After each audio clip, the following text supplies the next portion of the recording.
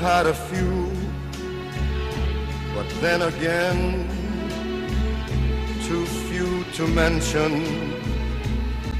I did what I had to do,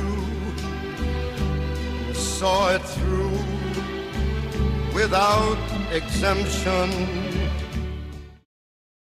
Greetings and thank you for viewing another show of Firing Squad.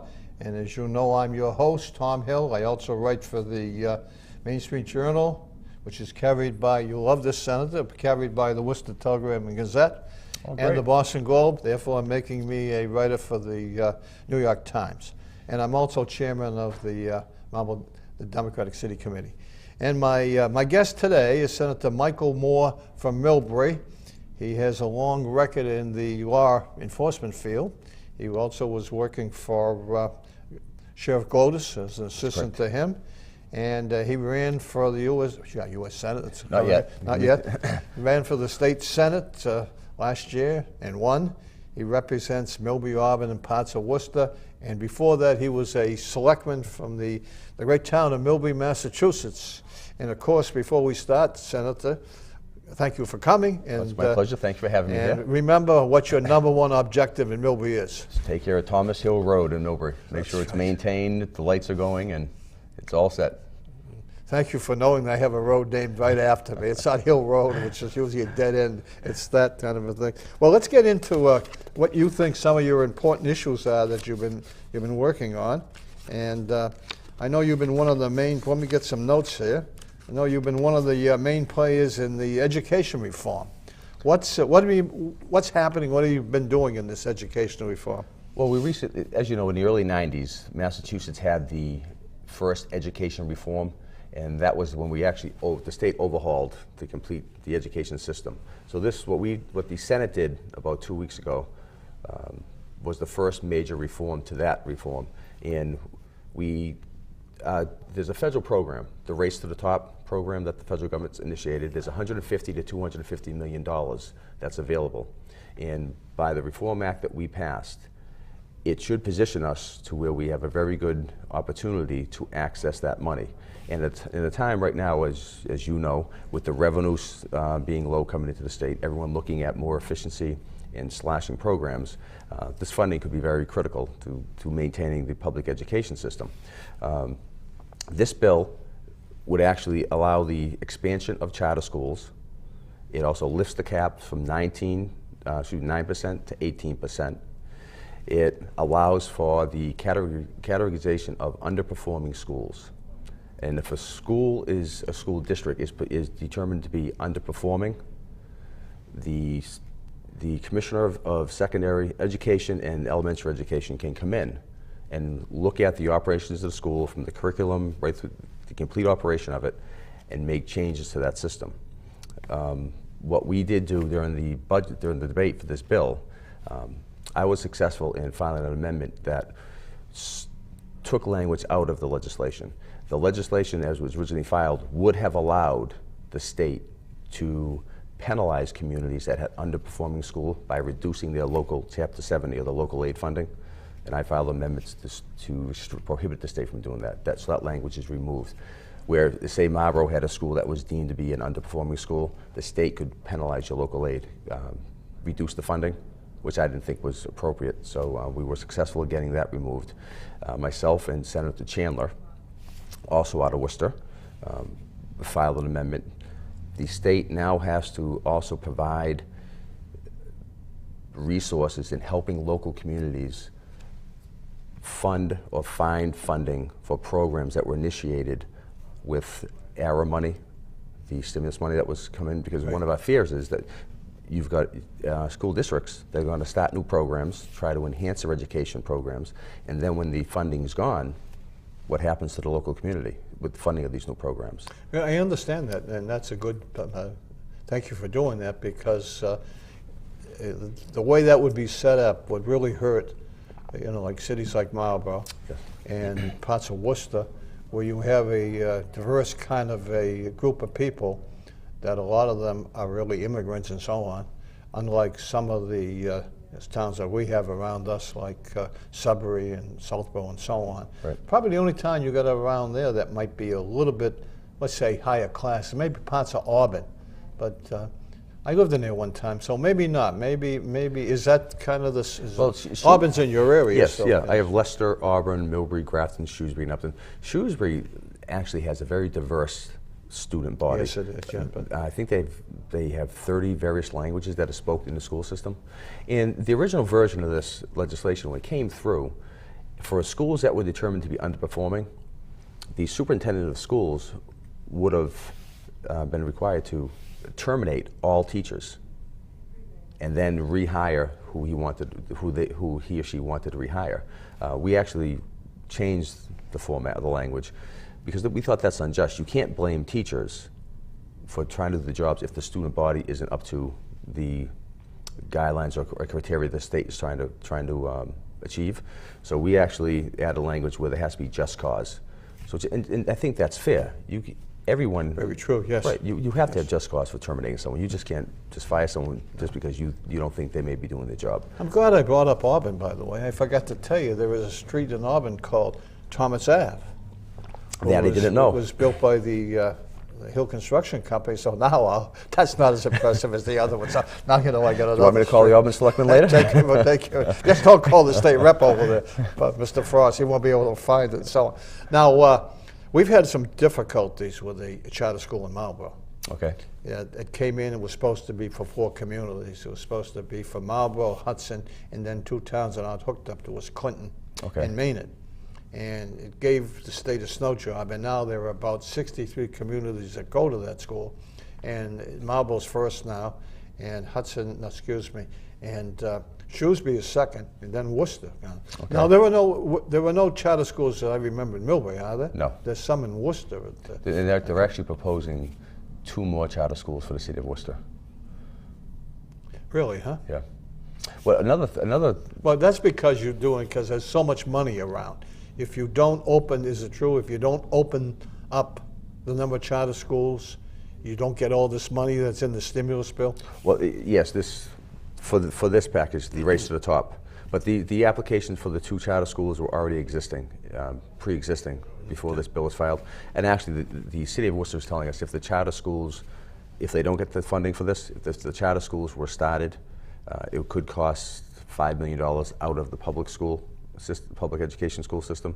So this bill and positioning us to get this money is important to help fund a lot of these programs.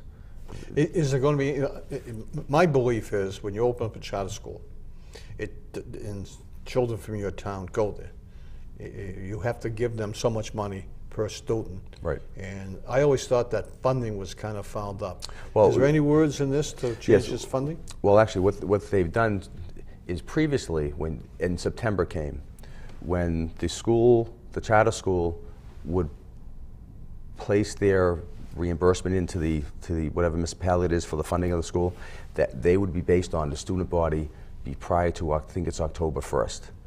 So say September 30th you had 300 students and that's the student body that you were going to be submitting the bill for to the various communities. If you lost a student in November or December, the municipality didn't get the funding back. Oh, okay. So now if this goes through, the way it's going to work is it's going to be based on the previous year enrollment.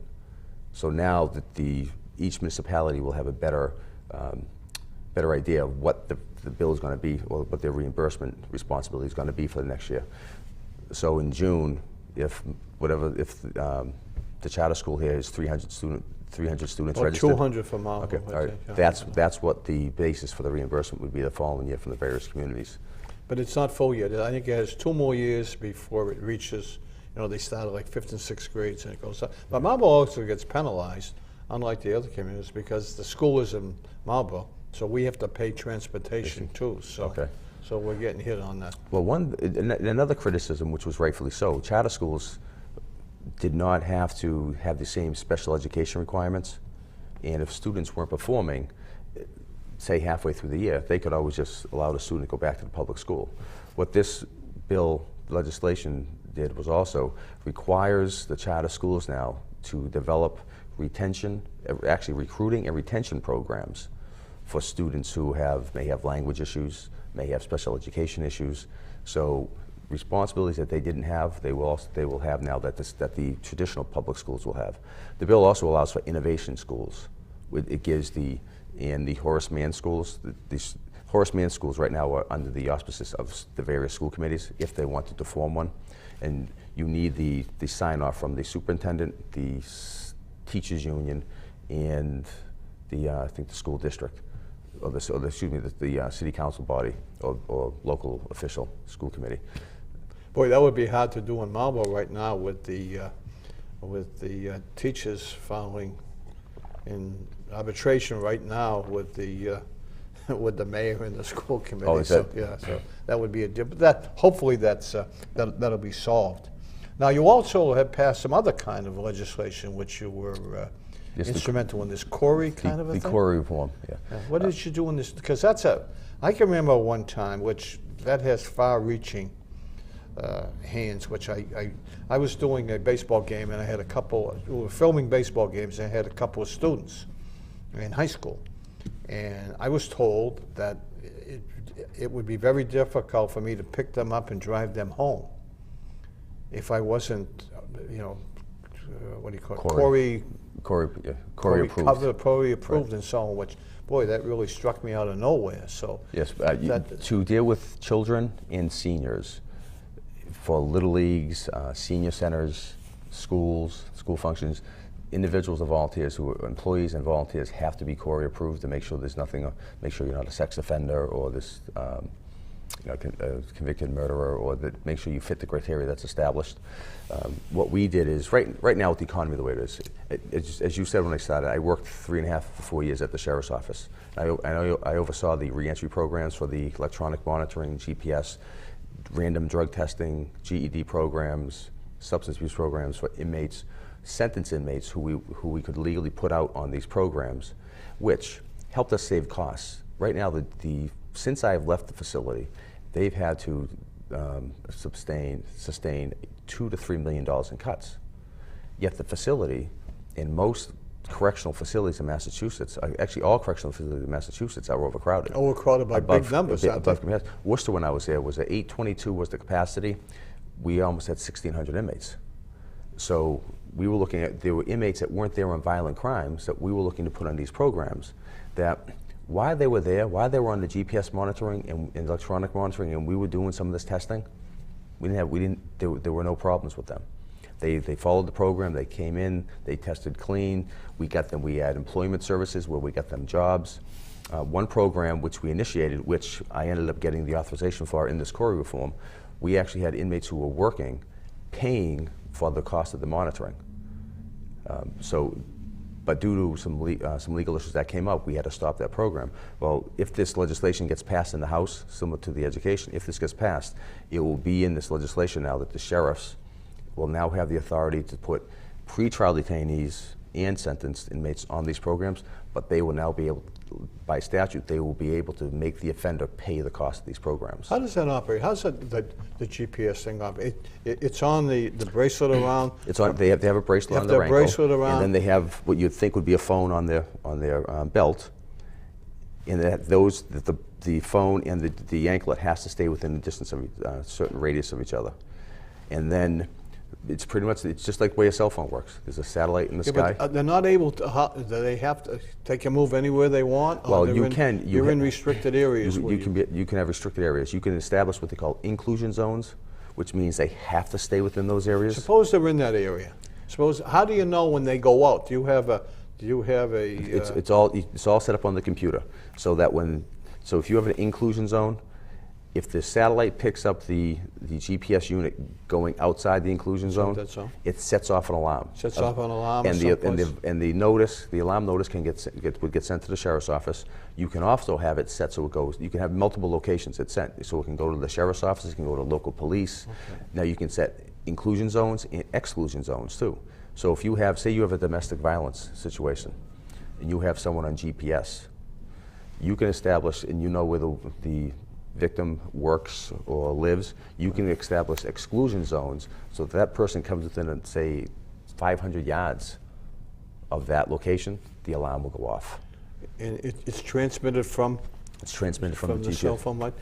I envision that you'd have a big NORAD-like room up, but you don't, though. No, You no. just, so it comes into a certain individual. The company that we had worked with at the Worcester Sheriff's Office was Sentinel Offender Services. They were based out of California. They had a monitoring room that had the screens where the alarms would go to. But Oh, in California? In California, but we also, by computer, we had an access that we could pull up a website. We could go on, we could track. We actually had someone, I was there, that left the center an hour early when we brought the site up, the website up, and started tracking him. We tracked him from the center all the way down to 495, down to the South Shore where he wasn't supposed to be going, and we were able to have the local police there with the cruiser waiting for the person. Oh, very good. Works much better than I thought. It's cheaper that way than having your own kind of NORAD Yes. kind of a thing. Yeah, by contract now. And the annual cost of an inmate is $2,500 if you do that on a yearly basis, where the average cost to incarcerate an inmate could range up to $43,000 per year. I always call it like 45,000. Yeah, so if with you- all the meals and all the other things that you have to do and so on. So if you're looking at a way to try to save taxpayers' dollars in a time that the revenues are down, the economy, nationally the economy is hopefully just starting to come back, in a way to try to stop recidivism, because when they go out in the programs, it's mandatory. They have to go to drug testing. They have to attend education classes. They've got to go to substance abuse classes. So you actually get a better way of trying to reduce the cycle of the person coming back into the facility. What is the population of the jail in Worcester in terms of, I would think the number of real hard criminals isn't too bad. And what do you have, a lot of people with drug problems, alcohol problems, and You have abuse kind of problems? Most of the people, I would say 80 to 90%, even if the person is in there, is being incarcerated for, say, a domestic violence or an assault. If you look back in the person's criminal history, most of those people, you'll see in there that there's some sort of substance abuse issue in their record. So even though they may, the incarceration rate, if you went there now, say 60% were incarcerated for drugs maybe, I don't have the exact figure. If you look back, went to 80 or 90% in their criminal history, they've got some sort of substance abuse issue that's been tied into there. It's a good system. And actually another piece that this legislation does, it allows for mandatory post-release monitoring, which I think is great, because now the same effect that you have on an individual who's on the GPS, if the person violates, you know it and you can go back and get them. And when they have this hanging over their head, their behavior is much more in line with what we expect them to act like in society. Yeah, but unfortunately, I think, well, I'm familiar with what they do in this county. Your numbers of people that you let go and come back, you've improved on that. A lot of people now, that number, but it's still pretty high of people who you let go and they come back. Yeah, I don't have, since I've left this facility. I thought it used to be about 30 or 40, maybe 50% were coming back at one time. When I went there, I thought it actually was over 50%. 50? Yeah, when I was there. And they're kind of like, well, they're drugs and they're really non-violent kind of things. So you think that, drugs really do. Well, actually, the county jails have more violent offenders than people realize, because they are holding people, pretrial detainees, they're holding them waiting state sentences. You have people who are being held on pretrial detainee basis that are waiting to go to trial. And sometimes those convictions could be felony convictions, sending them to a state prison after they've been convicted. You have a wide variety. You have the maximum security, minimum, maximum, medium, and minimum security. And the maximum, you get some pretty violent offenders there. You've got gang issues there. Yeah. That's true, and that's kind of the main jail in Worcester, isn't it? Yes, You're one it is. in West Yep. Boylston. I That's don't it. Yeah. remember where there are any state. I don't think we have any state prisons up there, are they? No, other than Worcester, then you've got Gardner. Okay. Then you've got the two in Shirley now, also. Which is Yeah, you near have the us. Supermax they have. So, well, you got pretty good news today, according to what I read in the Boston Globe, that out of nowhere the economy has kind of stepped up a little bit, and the revenue now may be coming in a They'll be little coming bit. back. Yeah, I think Yeah. they said a 9.2% increase in revenues. Yeah, I was reading it by someone from a Suffolk Institute. It's got to be a right-wing institute who said the recession is already over, which is I find that hard to believe. Yeah, I wouldn't go that far as saying it's over yet, but no, I don't. I think, that's good that the numbers are picking up for you. well, I think if you watch the stock market, and I've always heard this analogy that the stock market is 6 months to a year ahead of the actual economy, so it's an early indicator. So the stock market is back up over 10,000. It's been over 10,000 now for several months. So I think that's a pre-indicator that the economy is starting to come back. You've got the unemployment for Massachusetts, we're at 8.9%, but nationally it's 10.2%. We've had 4 months of the housing market Well, it dropped coming though. back. It went down too. What? I got to protect President Obama. Oh, did it go down too? 2.2 to 10, yeah, which Okay. no one believes it. One group believes everything is going to be good, and the other party doesn't believe it. And then when their person's in the presidency, then it's the same thing again. The national government is, I forgot who said it last night, Senator Sanders from Vermont just said the sewer Senate doesn't work. It just does not work. They can do all this nonsense and go on. That's really not true in the Senate in Massachusetts, is it? You can get things done. You got a big majority, but I mean, most of the time you work pretty close together with all the parties, right? The Republicans and the Democrats work very close together, and I hate to use this term, but the Democratic Party is a big tent. I mean, you've got those of us who are more the moderate to the liberal to the ultra-liberal, and the same thing for the 5 Republicans that are there. I think the vote on the filling of the vacant Kennedy seat, so that you had 11 Democrats that voted to not fill that seat, to go with the 5 Republicans. So I think it showed that there's a diverse group, and people will vote their beliefs. It's very interesting there. We've had a lot of challenges this year, and I give the leadership during the swearing-in ceremony in January, and I do have to praise the Senate President for this. Her focus for this upcoming legislative cycle was reforms, because we had to find ways to reform how we do business, and we've tried to maintain that. We've passed the pension reform, ethics reform, transportation reform. We've just done an education reform. We've done core reform. So we've put a focus on trying to streamline the operations of government, and we still haven't finished. We got another 9 to 10 months coming up in January. That I'm sure we're going to continue on that path. But it'd be better for you if the revenue, if the revenue turns around, Yes. and you get, as opposed to, I mean, you've had a tough, really first year in there. What you had. Now let's talk on another one about revenue. My first vote was to cut $1 billion from the budget. That wasn't nice. No, that wasn't. No, that was just remember, protect my street. Is that let's go into another revenue stream. The governor years ago, and talked about casinos, and the speaker at the time, Speaker DeMacy, said no. And now I think the present leadership is in favor of that. But I have been pushing, as you know, for the casino. The only place in Massachusetts where it can go is here in Marlborough, which is we're closest to the 4 largest cities. You can get here in 40 minutes from the 4 largest cities. And the major highway systems. That's right. The second largest city, by the way, in New England is Worcester. And Yes. We can get here very quickly from there. But unknown to me, until recently, is that our whole base is based on, used to be the 5th or 6th richest guy in the world, and he's spoken about it, he hasn't been here.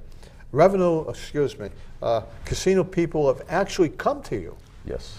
Now, Yes. what happened? What happened? I was in the Senate one day, and 2 representatives from one of the casino companies came in, wanted to speak to me about my opinion of casinos. And I told them, based on the governor's proposal that was currently submitted, the 3 resort casinos, I wasn't in favor of 3. I think if we're going to go down this road for casinos, and I'm for doing 1 resort, make sure it's done properly. I think it's a mistake if we try to do 3 and it's not done correctly, because now we've created 3 blighted areas. So let's do it right. From that point, they were interested in Central Mass, and I think one of the best little communities in the state, Millbury, they talked about. So I connected them with the City of Worcester Economic Development individuals, officials from all the towns, communities in my district. And my understanding is I think and also with the Chamber of Commerce in the area. And I think they're still looking at the town of Millbury, Auburn, Worcester, and I think there may be one area outside of my district further in the Blackstone Valley. But they're looking for a 30-acre parcel of property. Yeah, but that's a relatively small. That's a little small one. That would Right. be, you need, I think, on the order of 75 acres or so, Yes. which we have here in Marlborough, of course, next to all the roads and so on. But they've also been down in Milford. Yes. Down there making some presentations down there. And of course, then there's the one in Palmer, but that's forever. Now, forever, that too close to the other ones. That's supposed to come up. The vote is coming up again, I think, isn't it? Tell me, you know better than I do. Well, actually, originally I thought the vote was going to be coming up in the fall. I was at at the Boston Chamber of Commerce legislative breakfast with the Senate President and several other senators, and they had talked about casinos. And I don't know if you remember seeing it in the Herald, where she was commenting going Ka-ching. Well, it was in the Herald. It had to be in the Globe the week before. Yeah. That's right. So we actually, I thought it was going to be coming up in the previous fall. So I think it's going to be coming up in January or sometime between January and the time the budget's completed. So I always like the one that's in the bill when they talk there, and they always say, well, we'll talk about if it's going to go. Let's say it's going to go into Millbury. We'll Right. talk about the neighborhood towns having a capability. Look. Worcester built their storage system right on the Millbury line. Millbury used to have their dump right on the Grafton line next to that, and now when you put in your storage system, you put it right on the Sutton line, right? yeah. So there's always this great communication between these towns, and they really don't care. No one really cares. You'll talk about it, but then you're not going to really care about this thing and so on. Well, I think one thing that we have to work on, and again, coming from a board of selectmen, we really do have to try to adopt methods that other states or other parts of the country use, and that's regionalization. Let me congratulate you. I'm not saying we're running out county. of time, but let me congratulate you because you were instrumental when you were selectman bringing that mall into Millbury. Oh, thanks. They talked about that for years and years, and I never thought, but that, I mean, that's a high-priced mall, and you got a lot of people that come to that. Except the location's a little tough, but you'll straighten that out. Well, I think the tough part of it is there's one entrance in and out. So if we can get that resolved down the road, but the mall brings in almost $1 million in revenue to the town, and it really opened up the town. Well, it did, because once the other industries, high carbon wire, and there's some of these great places kind of folded up, that was. And that was really tremendous. It's thing. and it's I actually- got to give you credit for that Thank too. you. You were on the selectman at Thank the you. time. And it's actually revitalizing the center of town, which is about 1.5 to 2 miles away from the mall. So the fear that the center. Well, would, we're coming to the end. Okay. And I went so quickly, and I got to make sure that I thank you very much for coming. You know, because it was a pleasure. And like so I was expecting a quiz. You had told me. Well, no, you came. I mean, you came through very well on the thing I wrote. Regrets, I've had a few, but then again, too few to mention. I did what I had to do,